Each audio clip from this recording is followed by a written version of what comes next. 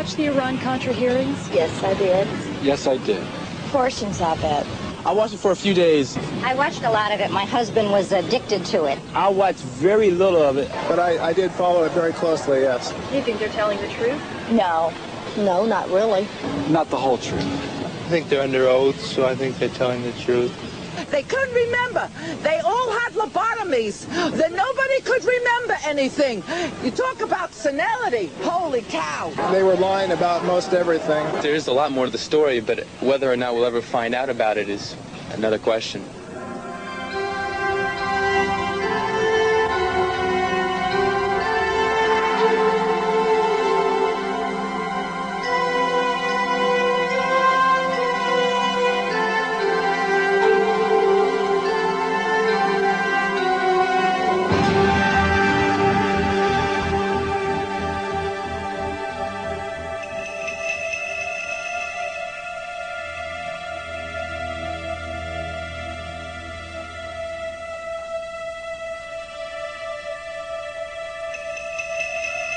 What you saw in the Iran-Contra hearings was the exposure of the beginnings of a national security state which believes it has the right to override the Constitution of the United States in the name of security. I think that there was a substantial shadow government trying to run foreign affairs for the United States. In any other country, it would have been called a coup. And they seem to have gotten away with it. I'd hate to think, as many of my colleagues here have already expressed themselves, that in the process, we have shredded our own democratic fabric. These are modern-day pirates, these guys. They have escaped, essentially, the control of national governments, but they're available for use by national governments. Sometimes they move under color of and defend themselves as advancing U.S. national interests in this. But I think that's very secondary with these guys. They're out to make a buck. I did do it. I am not, as I said in my statement, at all ashamed of any of the things that I did. I was given a mission, and I tried to carry it out. The Iran-Contra hearings, convened in May 1987 by a special joint committee of the United States Congress to investigate the sale of U.S. weapons to Iran and the illegal diversion of money to the Contras. For 13 weeks, the hearings were broadcast on national television. Over 30 people testified, and the committee issued a 700-page report of its findings. But there are still many important questions that the Select Committee left unanswered and unexplored. Often, the official explanation seemed inadequate and contradictory.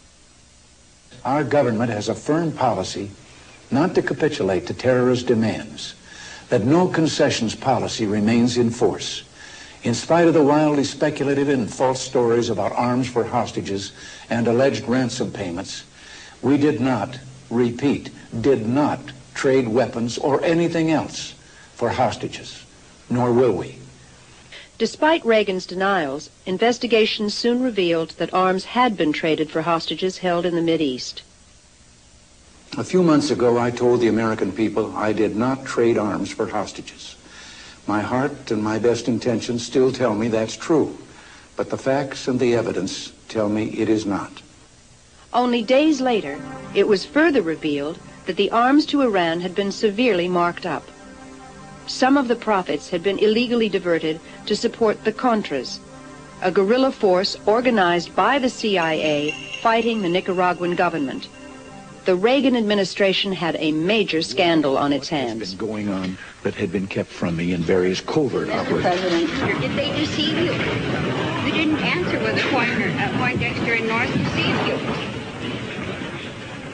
We had weapons being sold by the Pentagon under the Economy Act to the CIA, and the CIA selling them to a third party or an agent, in the case of General Secord, who would then complete the transactions. I'm just trying to find out where the authorities were coming from to do these activities.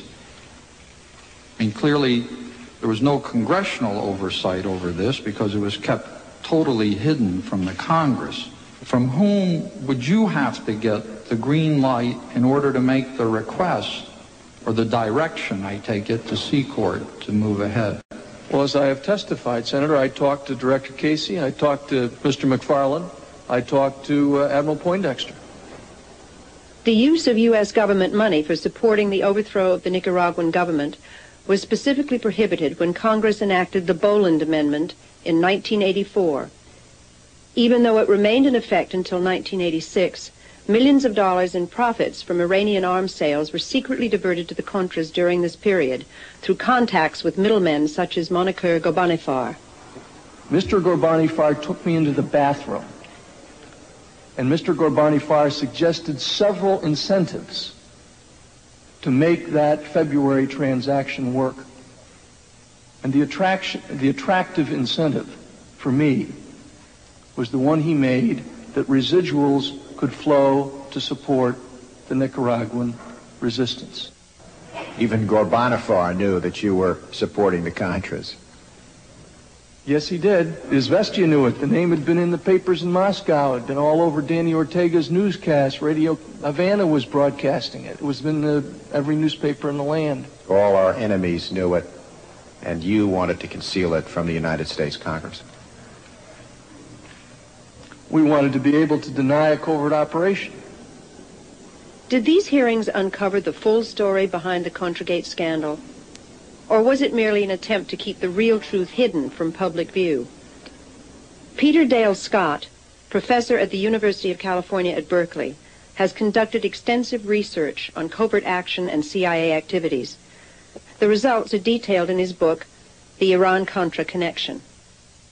I think the real issue was that both the administration and the majority of the people in the committees were frightened that the real scandals, the drug scandals, for example, would really threaten any future conduct of covert operations on the scale that they had been handled in the past. And so they were trying very deliberately to limit the damage. This was damage control. Look only at the Iran arms sales and the alleged diversion to the Contras. The American people may very well feel that the important questions didn't get asked. So they don't have the whole picture. They have a few little transactions and nauseating detail on those few transactions, but they were cheated out of the whole bowl of wax. And so they were pulling their punches on all the major questions and issues of what really happened in this thing, what the CIA's role was. Anytime they got into anything that was really sensitive about exactly that, exactly what the CIA's role was and exactly what laws were broken and when, they went into secret session, which means that we the people won't be, we won't ever know. Like you, I do not wish to see secrets of this land inadvertently and accidentally made public. Accordingly, the panel will enter into executive session. In addition to facts that were hidden from the public through secrecy in executive sessions, other evidence was simply destroyed. When you got back to examining what they had done, they systematically destroyed and shredded all of the documentation, as much as they could get. Hours of shredding. Altered some of the documents that remained. Stole what they couldn't shred. Now this gives you an indication that there may be a few things they did that they didn't want the public to know.